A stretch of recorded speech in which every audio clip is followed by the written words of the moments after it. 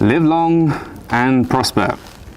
No, can't do that. Howdy folks, I'm James. Welcome back to TradingView Explores. Today we're stargazing at the $400 billion space economy and the public companies therein. Space is a very exciting and by all accounts quite young sector. It's also crazy volatile, and this is coming from a crypto fan. What we've done for this deep dive though is strip out boring aerospace and defense stocks, all those private companies, as well as any business that doesn't generate the majority of its revenue from space related activities. Then we've gone into the space weeds, if that's the thing, on the ones that remain, the true publicly listed pioneers to the stars and how they're performing at the moment. It's not financial advice, and yeah, we know this video is super long. If you're short on time, just skip to the companies you're interested in using the chapter links below. Right, now grab your vacuum-packed milkshake, strap in, sit back and shut up as we boldly go into space stocks. Iridium Communications. Iridium is a very hard chemical element, brittle, silvery white, with the second highest naturally occurring density of any metal. It's also the name of one of the largest global satellite communications and satellite phone companies on the planet. The backbone of Iridium's service consists of a constellation of 66 Boeing-made satellites that provide what is widely considered the only true pan-global communication system. Its satellites are able to connect the captain of a mariner in the South Pacific to a researcher on the North Pole and have innumerable uses for businesses and consumers operating in regions not traditionally covered by cell service. As someone who's done some kind of wild and frankly quite stupid trips in the past across Central Asia, riding horses, exploring mountain ranges and running across deserts, I cannot begin to tell you how useful sat phones are when you're in the ass end of nowhere and need a pickup. So it's little wonder to me personally that Iridium is one of the biggest space companies on this list, with a market cap of over $4 billion. After going public in 2008, Iridium pretty much traded sideways for a decade, ranging between $5 to $10 a share. Then, in 2018, coinciding with the launch of Iridium Next, which was a total overhaul of the original satellite fleet, the stock finally broke out into orbit. This next generation of satellites were a major upgrade, sent into space with the help of Elon Musk's SpaceX, a name you're going to hear throughout this video, offering new and quicker internet services for its users. By late 2020, share prices put on the thrusters to rocket up 83% in just 3 months, with buyers around that time including ARK, the somewhat infamous ETF managed by Cathie Wood. Taking a look at their financials, revenue has been increasing year on year, while both operating costs and costs of goods sold have remained fairly static. Net income may be negative since 2018, but we've got rising EBIT and EBITDA too. It's been keeping its debt levels pretty consistent as well, and all of this is worth bearing in mind. We think, after all, their satellites have a 15-year life expectancy, and there's a slew of new projects coming down the line, including a joint contract along with General Dynamics, potentially worth $324.5 million from the Space Development Agency. Whatever happens with the world, people are going to want to talk to each other, right? And Iridium is there to capture that demand, so long as it can keep up with the growing competition, which we'll cover soon enough. SES. It might not be the most well-known of companies, but SES has the second highest market cap of all the ones on our list and was founded as Europe's first private satellite operator. Their satellites aid in global video distribution and telecommunications, and they're known as something of a pioneer for technological developments in digital broadcasting and co-location satellites, which is basically just a fancy term for satellites in close proximity sharing a single orbital position. In fact, the Luxembourgish company seems to be so compelling that there's not been one, but 3 books written about their story, covering how the companies managed technical, political, and commercial obstacles to become one of the world's leading satellite operators. Their business model is split in two: SES Video, which provides more than 1 billion people cable TV, while their slightly smaller business, SES Networks, offers connectivity services for all sorts of industries: cloud computing, air and sea travel, governments, companies operating in the middle of nowhere. You name it, SES probably have it covered. And it has some blue chip clients to boot too, sporting logos such as Amazon Web Services and Microsoft. On the financial side, SES share prices have had a bit of a bumpy ride as of late, down more than 60% over the past 5 years. The rise of Netflix, Disney, Quibi, not Quibi, all of those folk probably haven't exactly helped SES's cable division. That being said, fundamentals for last year were strong. 2021's net income was at 400%, and the stock has already rebounded 38% for the year to date in a generally bearish market where many others have fallen off a cliff. Looking to the future, SES is hoping the rise of 5G could help it jump to warp speed, recently striking a deal with Verizon to deploy 5G services in the US. Given 5G is going to be the standard for satellite providers soon, the company even renewed its set to expire spectrum rights on a bunch of its fleet to get in on the act. That, plus the fact that it's been around since 1985, clearly SES knows how to weather a storm. Not your massive solar sunflare storm perhaps, but your average run-of-the-mill bear market storm? Yes, I think so. Aerojet Rocketdyne. Aerojet Rocketdyne was making rockets before they were cool, if that's even possible. In fact, it wasn't even a rocket company to begin with, it was called General Tyre and Rubber Company, just making tyres for Ford Motors. But then, at some point, some clever clogs was like, hey, you know what, why don't we make things that go boom through the sky? And so from 1945 onwards, Aerojet moved forward with the goal of making jet engines, eventually pivoting fully towards space technology. Its propulsion systems have been seen on many prestigious rockets and spaceships, including the Space Shuttle. They were also the folks that powered NASA's Cassini spacecraft's plunge into Saturn in 2017. Investors were so impressed at the time that the stock rose like 30% in a couple of weeks. Speaking of which, Aerojet Rocketdyne has been publicly traded for 2,000 light years. Wait, that's a measure of distance, not time, but anyway, General Tyre and Rubber was established in 1915, and us folks at TradingView have New York Stock Exchange data for Aerojet going back to 1968. Share prices reached all-time highs of $51.60 in 2020, but it took a bit of a fall recently, thanks to a potential $4.4 billion acquisition deal with Lockheed Martin falling through because of the Federal Trade Commission's concern that their attempted consolidation of rocket technology presented national security and defense concerns. Stock-wise, Aerojet Rocketdyne has posted consistent fundamentals, things like gross profit, revenue, EBITDA all rising over the past few years, albeit at a slightly methodical pace. This performance seems to be reflected in the share price. The business is up 90% over the past 5 years, but after the failed buyout, news of upcoming plans and deals have been a bit thin on the ground lately. Hopefully it's just a quiet patch though, and we'll be hearing more rocket blasting updates from them soon enough. Viasat. If you've ever used the in-flight internet on an aeroplane before, then there's a good chance you took advantage of Viasat's impressive array of satellites. This Californian-based space company runs the operations of 4 orbiting craft, Viasat 1, Wild Blue 1, Anik F2 and Viasat 2, securing a high-speed satellite broadband network that provides internet access across America. It also runs in-flight Wi-Fi across a range of airlines such as JetBlue and Delta Viasat 1, so you can Netflix and chill at 32,000 feet. Well, Netflix anyway. The business was founded all the way back in 1986 and has been publicly traded under the VSAT ticker for decades, IPOing back in '96.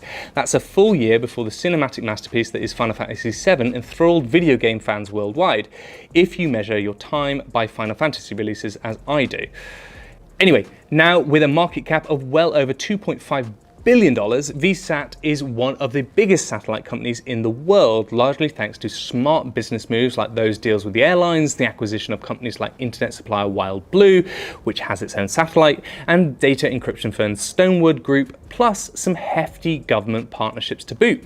In 2021, it posted revenues of $2.3 billion, of which 1.1 came from government contracts.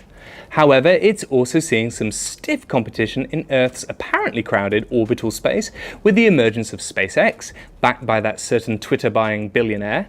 In fact, it was pretty miffed at Elon Musk when he started pinging thousands of low Earth orbit satellites about, which power SpaceX's Starlink's internet system, and bringing it into competition with Viasat's higher orbit, slower internet sats. Viasat went even so far as to sue the Federal Communications Commission last year, claiming it failed to protect the environment due to things like light pollution and created unfair competition when it approved Elon's plans to pump so many satellites into space. Sadly for Viasat, judges rejected the case and said SpaceX could continue shooting out satellites like they were Fast and Furious movies. However, hundreds of astronomy professors have also since raised concerns about the proliferation of Elon's shiny spacecraft in the night sky and its potential impact on astronomy and scientific progress. But it isn't all litigation for Viasat. They're planning to provide global coverage for their various connectivity and data services with the launch of a trio of high-capacity broadband satellites in early 2023. Eutelsat. This French-born satellite company made first contact back in 1977, operating as a pioneer supplier of communications satellite technology for the European Space Agency. Today, Eutelsat is one of the biggest satellite companies in the world, pulling in revenues that only two other public satellite companies, SES and Viasat, can boast of. It was originally intended to serve a handful of European countries, then expanding eastwards into, if you'll excuse the very valid pun, Soviet satellite states after the fall of the Berlin Wall. But once it got a taste for expansion, it didn't stop. Today, Eutelsat is now all across the world. Starting in 2014, its journey as a public company has, it's been navigating a bit of an asteroid belt. Eutelsat has been in a downtrend ever since its price tanked 36% in May 2016, wiping $2 billion off its market cap, thanks to the company cutting its outlook due to competition and expecting prices in its data service to drop 50% in the foreseeable future. It even said it will start sharing satellites with other satellite companies. Okay, but hey, it did have a deal with Facebook back in 2015 to launch an internet satellite over Africa, right? What happened to that? Well, it blew up. Well, technically, the SpaceX rocket it was on blew up, and so then it consequently blew up as a result. All part of Elon's Twitter long game, I bet. No, that is a joke. Even so, Facebook and Eutelsat picked off where they left off in 2021, announcing a new deal set to provide Wi-Fi in 12 African countries. The bright and shining news kind of stops there, unfortunately. Gross profits and net income, EBITDA, etc. have all been sliding for years. More recently, the business has received criticism from people in France due to its continued ties with Russian television channels. It's claimed it can reach 50% of TV homes in Russia and the CIS. Globalstar. American satellite communication company Globalstar operates constellations of low Earth orbit satellites for the purpose of satellite phones and low-speed data communications. They serve both businesses and individuals, their Spot series being one of their most recognizable product ranges with a focus on two-way communication and being able to send SOS messages where there's no cell network. Pretty sure I used one of these on another trip where we went pack rafting in Mongolia. It was very cold. Stock-wise, Globalstar has history. The first iteration of the project was founded back in 1991. It IPO'd in 1995 and filed voluntary Chapter 11 petitions seeking protection from creditors in 2002. It got a new owner a couple of years later and ultimately went public again in 2006.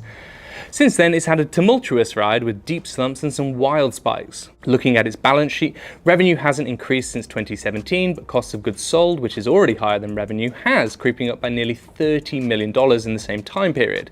There also seems to be some chunky interest payments going out there too, so...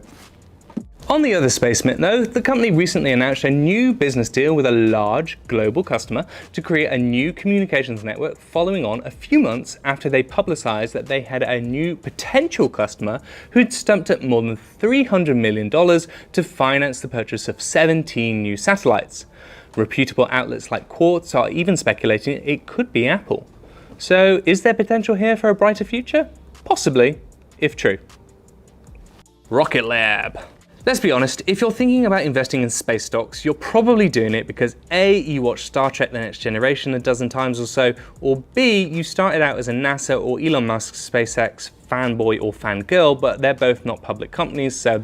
If that sounds like you, Rocket Lab might be one to grab your attention, because it's literally a business designing, building and launching rockets. It's been around since 2006, although, like many on this list, only went public last year, going from Peter Beck's New Zealand-based startup to American $2 billion plus public company with a NASA contract status. Since 2017, its two-stage, partially recoverable Electron rocket has launched 26 times with 23 wins and 3 failures, which is pretty much inverse my average Call of Duty kill-to-death ratio. The company's now generating over $60 million per year in revenues, putting satellites into space, 146 up so far, on behalf of a host of blue-chip entities like Canon and the United States Space Force, as well as other space companies on this list like Spire and BlackSky. Since going public through a SPAC, that Special Purpose Acquisition Company, or blank check company merger, in August 2021, which valued the company at $4.8 billion, the stock has sadly blown up on the launch pad, at least for the moment. Its shares are around half the price of its initial listing. As you'll see throughout this video, this is a very common story for new space companies. Boy meets cheap and quick way to get onto the public markets. Girl meets 2022's Scylla and Charybdis of inflation and high interest rates. The result? Trouble in Alpha Centauri's nearest neighbour. Still though, Rocket Lab's may be worth following. Its Electron rocket was designed for lifting up smaller satellites into orbit, but its upcoming Neutron rocket will carry larger payloads, putting it into direct competition with the elephant in the airlock, SpaceX, and their much touted Starship, for the most lucrative space contracts out there. Neutron is currently scheduled to have its first launch in 2024, so that might be a year to bookmark in your decade-long Hubble telescope-themed calendar, if you have one. Are we done? Maxar Technologies. Maxar Technologies are living proof that you can do a hell of a lot with satellite technology. Going public in 2017, the business specializes in the manufacturing satellites that take high-res photos of the Earth to map global changes, using geospatial data to sell to organizations and governments. According to Maxar, they supply 90% of the world's geospatial data to the US government. Rumour has it they got the gig by emailing Joe Biden a high-res picture of himself wandering around the White House rose garden smelling the flowers. I'm obviously joking, that is not true and do not quote me on it. But what is true is that today their images are carried regularly by global news outlets around the world, for example Russian convoys first entering Ukraine in February 2022. Despite such global pickup, it's not had the best run on the public markets. From January 2018 to January 2019, Maxar lost over 90% of its share value thanks to a pretty bad run of earnings, made worse by a bit of a PR disaster because of the crashing and burning of its Worldview 4 satellite due to a major failure in its control moment gyroscopes. The satellite was only worth 85 million of their $2 billion revenue pot, but the failure contributed to $377 million lost in discontinued operations and a bad look in the media. In fairness though, Maxar eventually got a $183 million insurance payout in spring 2019 due to the failure. Since then, it's recovered some altitude, posting green fundamentals last year, no doubt helped by a deal with NASA to power a space station called the Lunar Gateway. Today, it's rocketed 700% from those dark days to find some stability slap bang between its all-time high of $63 a share and its all-time low of $3 a share. What does the future hold for Maxar, you ask? Well, it bought out Vrikon's geospatial intelligence software company for $140 million in 2020, so smart space data and intelligence defo seems to be what it's wanting to build going forwards. So don't get on the wrong side of Maxar, then. Echostar. Echostar is a global provider of satellite communications and a company that's had operational satellites for more than 25 years. Tell me again, what does satellite communication solutions actually mean, you ask? Well, James, you know when you're watching the news and they're broadcasting live about what's been happening and where, and you're getting it on your television? Well, I sure do. Well, those media outlets are likely using satellite comms.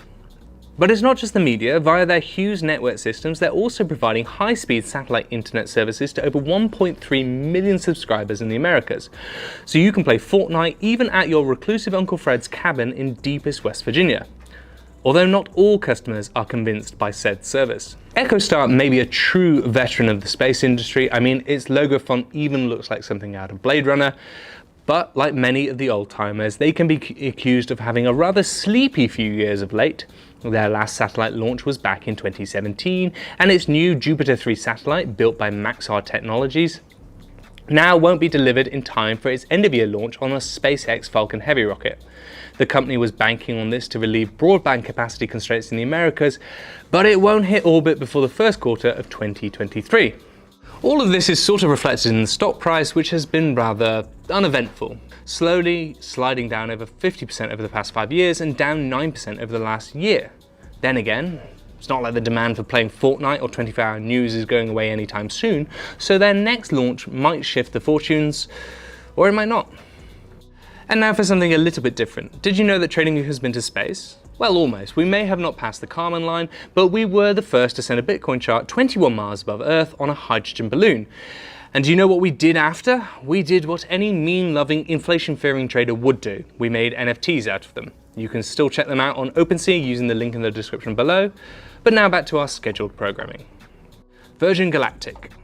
Oh, holy flying spaghetti monster, where do I even begin with Virgin Galactic? Well, probably with Sir Richard Branson, because this whole kit and caboodle starts with him. In case you don't know him, Sir Richard is a larger-than-life British billionaire who started out selling records, then airline flights, and then he made a music label, then he got into the rail franchise business, London Euston to Preston in about 2 hours, it's not that bad, and finally back in 2004 he founded Virgin Galactic.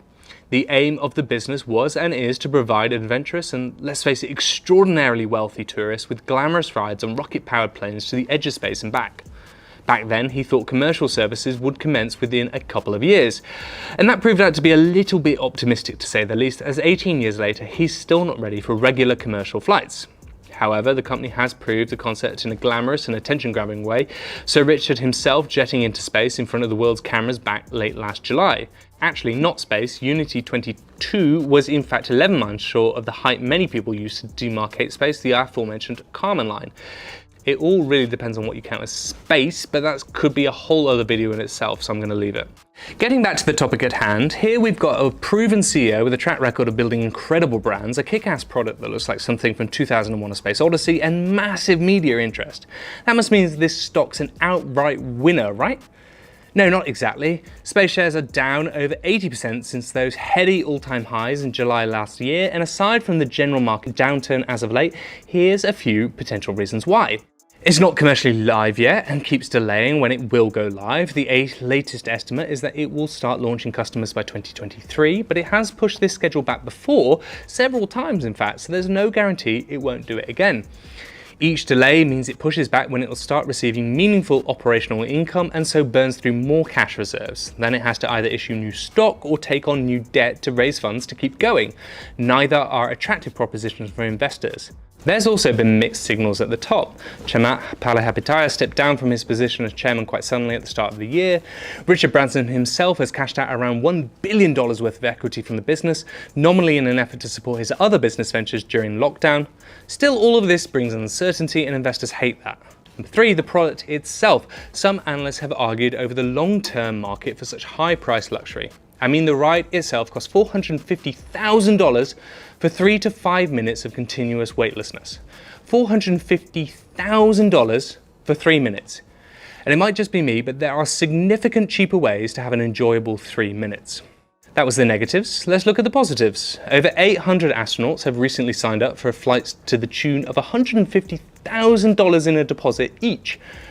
You do get to go to space, and did I mention how beautiful the ship looks and the spaceport looks?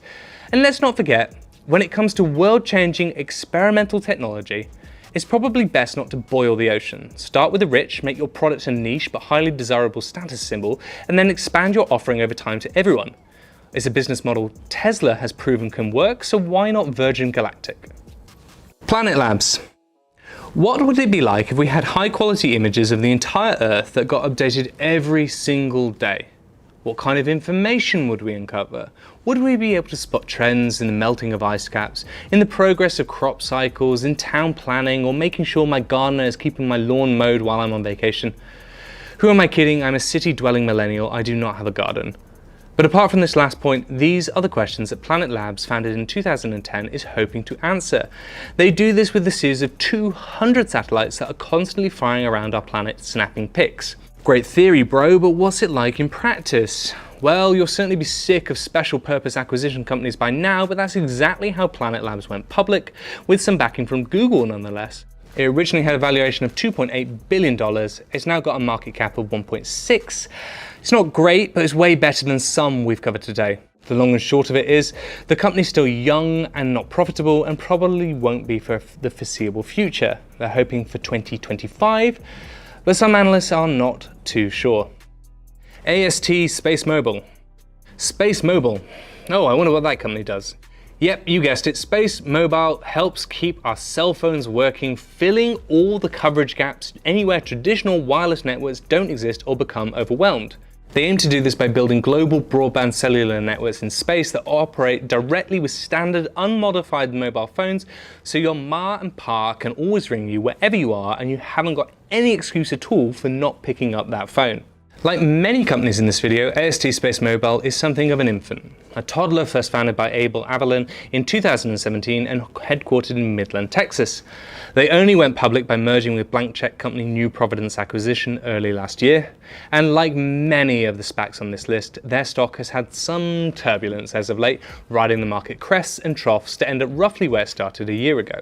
A quick look at the fundamentals might unveil some clues as to why this is the case. For example, last year the cost of goods sold outstripped total revenues by nearly 300%, and that's not even factoring in operating expenses. But like so many on this list, it is a young and growing company in an unproven sector, and so low revenues are something to be expected at this stage as it looks to establish its presence and grow the market for space telephone connectivity. Added to this, news like its May announcement of an agreed experimental license with the FCC, that's the Federal Communications Commission, allowing for US-based testing of the Blue Walker 3 satellite, and it seems like the company is taking its first firm toddler steps forward. The goal of that test service is to connect Blue Walker 3 directly with unmodified 2G, 4G and 5G phones from hundreds of miles away. Astra. Ad Astra per aspera. Through difficulty to the stars. And when it comes to difficulties, Astra has had its fair share for sure. On the face of things, it's an exciting proposition, a Californian business launching real rockets historically from the Pacific Spaceport Complex in Alaska, but also more recently from Cape Canaveral Space Force Station. Their aimed for selling point is cheap rockets and lots of launches. They're working towards daily launches by 2025. However, all that ambition has translated into a 60% share price drop this year alone, since the SPAC merger with Helicity valued it at $12.35 per share back last July. It also got properly dinged at the end of last year when Kereside Capital released a short report that held no punches. Here's an extract. We are short shares of Astra Space, a $2 billion space launch company formed at the peak of the 2021 SPAC bubble, with no revenue, no track record of reliability, and no established market for its undersized vehicle. A story stock that's yet another example of the questionable businesses going public via SPACs. Astra faces massive obstacles in its quest to develop a viable business model. The report goes on to highlight what it claims is Astra's poor positioning within an overcrowded market for small launch vehicles, and the fact that Astra has yet to overcome developmental hurdles necessary to successfully launch even a single satellite into any of the emerging broadband mega constellations. That being said, other analysts have noted that while Astra may indeed still be in the pre-revenue stage, it's maintained a strong liquidity position and order backlog, which could indicate healthy cash flows coming through in the next few years. OHB. Us Europeans, well, I'm British, so do I count anymore? Europeans have quite a few space companies too, don't you know? We've covered SES, we've covered Eutelsat, and now we're covering OHB. The company's been around since 1958 when it was a marine systems outfitter, hence the original full name Otto Hydraulic Bremen. It pivoted to the space industry when the couple Christa and Manfred Fuchs took over ownership in the company in the 1980s. Today, the business develops, builds, launches and operates low-orbiting and geostationary small satellites for scientific applications, communications and terrestrial observation. Its Italian division is even helping out with the creation of the Giant Magellan Telescope, a ground-based mega-telescope that will be 10 times as powerful as the Hubble telescope. So let's zoom into the company's financials for a moment then. And what do we have here? Oh, it is one of those rarest galactic formations ever, a public space company that's been around since 2001. And as you'd hope with any business which has managed to survive 20 years in the public markets, we can see here some steady and incremental but not moon-rocketing growth, up 680% since IPO, but admittedly trading sideways for the past 3 years or so. Still, in a sector full of SPAC failures to launch, a steady Eddie might be the thing you're looking for, especially given the business's close working relationship with the European Space Agency, which seems to be sending them business every other month. Satellogic. So here's a unique one. Satellogic is creating a live catalogue of Earth. The Argentinian company specializes in Earth observation nanosatellites weighing only 80 pounds. That's about the mass of a slightly rotund black Labrador. These chunky canine-sized cameras are designed to take high-resolution images of Earth, and the project is actually working with the Ukrainian government and its allies to provide satellite data to help protect citizens caught up in the ongoing Russian invasion. In terms of how their stock has been performing, really it might be a little bit too early to tell, since merging with SPAC CF Acquisition Corp 5 back in, or is that V? CF acquisition called V actually, back in January 2022, we've seen some steep declines and big rises. At the time of recording, it's got a $450 million market cap and has barely generated any revenue yet. It did recently add 4 more satellites to its fleet though, currently bringing its total to 26 operational satellites. By the end of 2023, Satellogic claims it's expecting to have over 60 satellites in orbit, offering weekly world remaps, and by 2025 they aim to have over 200 satellites in orbit to provide daily remaps of the entire surface of the Earth and up to 40 revisits of points of interest per day. 40 photographs a day. It's like my wife. BlackSky technology. BlackSky takes incredibly real-time high-res shots of the world like people sitting on park benches picking their nose and eating it when they think no one's looking. And presumably some more useful stuff too. Because in reality, these photos are critically important for a huge range of industries, from logistic companies tracking maritime shipping and road transport to intelligence and security agencies to companies in the mining and commodity sectors to those needing general mapping solutions. All these businesses need regularly updated information on where things are and what's happening via those eyes in the sky. And BlackSky's specific selling point is its rapid turnaround of data and the high return rate of its sats, which means the number of times in a day the camera takes a picture of the same area to provide more accurate information. It's a bit like Satellogic then. BlackSky was created in 2013 as a subsidiary of the privately owned Spaceflight Industries, but was spun off to merge with the SPAC Osprey Technology acquisition in 2021, listing on the New York Stock Exchange. However, since its debut, BlackSky's stock has been, oh well, you've guessed it, haven't you? You're very clever, clogs. It's on a steady downtrend. I mean, what are these? Space stocks or water slides? The reason, you've heard it all before, young companies, low revenue, new tech, immature markets, generally bearish market sentiment at the moment, doom and gloom, blah, blah, blah. Nevertheless, they recently put the boosters on and unveiled a huge $1 billion 10-year electro-optical commercial layer contract, not quite sure what that is, with the US government's National Reconnaissance Office, alongside fellow space imagery specialists Maxar and Planet Labs. Investors loved it, BlackSky's stock rocketing 97% in a single day. Could more of these deals be coming down the pipeline soon? Redwire. What does Redwire do, you ask? It offers critical space solutions and reliability components for the next generation space economy. What does that mean? It makes and sells space stuff. Things like solar system ready solar panels, Astro plant growers, zero-G 3D printing modules and the like. Yep, not everyone can be your rocket-obsessed Virgin Galactics or SpaceX's. Somebody's got to do the grunt work, helping keep those space lights on, astronaut lunches grown and components printed to ensure all the very important scientific experiments run smoothly. The stock has been, sadly, in an extended re-entry since merger with the SPAC Genesis Park acquisition last year, and is now down 60% to date. Like with so many on this list, it's a super new business model and the products are evidently not in high demand yet. Last quarter, the cost of goods sold amounted to 84% of the total revenue generated, and that's before you add on a $20 million or so for operational expenses. And the crazy thing is those stats are actually pretty good. They're good numbers compared to others we've talked about here today. But again, what we have is a company without solid sales figures, and everything is about growth potential, and apparently investors just aren't feeling it right now.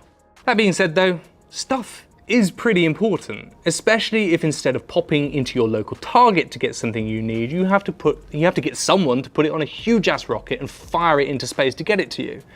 So Redwire might be one to keep an eye on as the space industry matures, especially as any glance at the news feeds will tell you this isn't exactly the most widely talked about company right now. Momentus. Momentus claims to have space transportation as its core service, with the goal of helping customers optimize the destination of space. This basically means they build tugboats in space, nifty little vehicles that move satellites around low Earth orbit or take them from low Earth orbit into geostationary orbit, all using cheap and cheerful water plasma rocket propulsion. The first company to do so. Sounds epic, right? And a clear USP. Well, don't count your space chickens before they burst out of your chest. Momentus is a familiar story by this point, down over 70% year to date. Why?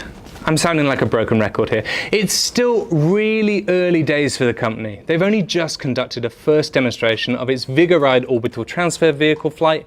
atop a SpaceX Falcon 9 rocket at the end of May 2022. With no real sales revenue to speak of, investors will be looking for clearer signs of significant commercial interest before this company can head to the moon. Spire Global. Spire Global is a space data company. It uses a constellation of low Earth orbit satellites, our trusty LEOs, to identify, track and predict maritime weather and aviation data, and it's launched over 150 sats to support its network since its founding in 2012. The business was the brainchild of graduates from the International Space University. Yes, that's a real place. It's in France, look it up. Peter Platzer, Jerome Capar and Joel Spark wanted to launch a series of satellites into low orbit to democratize space and share data. Their strategy is based on designing and building multiple satellites while offering a SaaS model for businesses requiring maritime, aviation and weather data tracking and analytics. But the recent outlook has been rather poor. The firm merged with the SPAC Navsite in 2021, debuting on the stock exchange with a market valuation of $1.6 billion. However, despite a huge array of satellites, Spire Global has seen a run of missed revenue targets and issued poor performance, leaving it with a market cap of just $230 million at the time of this recording. It did, however, see a stronger 2022 Q2, reporting revenues of $18.1 million. That might be an 86% bump year on year, but it's still pretty tiny compared to all the other companies that we've covered today. Looking ahead, it's recently secured a 5-year, multi-million-dollar deal to provide weather forecasts for reconnaissance awareness solutions provider TCOM. So maybe there are sunnier days just around the corner for Spire. So what does this all mean then? Well, it's evidently abundantly clear that we're in brand new, uncharted waters right now. Over 50% of the companies we looked at today only went public within the last 2 years, and they were all via, let's face it, somewhat damp squib SPAC mergers. Even outside of space stocks, SPACs have been struggling across the board lately. Data analysis firm Audit Analytics looked at 232 businesses that merged with blank check companies since 2020 and found that over 10% now had ongoing concern warnings, which basically means the company's fiscal outlook for the next 12 months is pretty sketch and they might go bankrupt. SPACs were seen as an easy way for companies to raise money on the public markets, first and foremost to fund growth and then worry about the pernickety detail of profit at some later point. Problem is, it's 2022. Inflation's got the markets in a headlock and high interest rates are giving these high growth, loss-making companies a proper wedgie.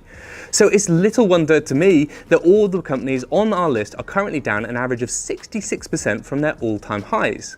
Then again, we are talking about space. Space, it's humankind's gateway to new celestial bodies and eventually new economies on those celestial bodies. So intuitively, one feels the longest term upside could be incalculable. Even on a nearer term projection, Morgan Stanley estimates that the space industry is going to rocket up nearly threefold to a $1 trillion valuation by 2040. So for the bold or the patient, as well as the highly risk tolerant, there may be trading and investing opportunities in this mass of new businesses to explore. However, as I imagine they say in rocket scientist circles, when it comes to public markets, the devil is all in the launch point and the re-entry. Best of luck.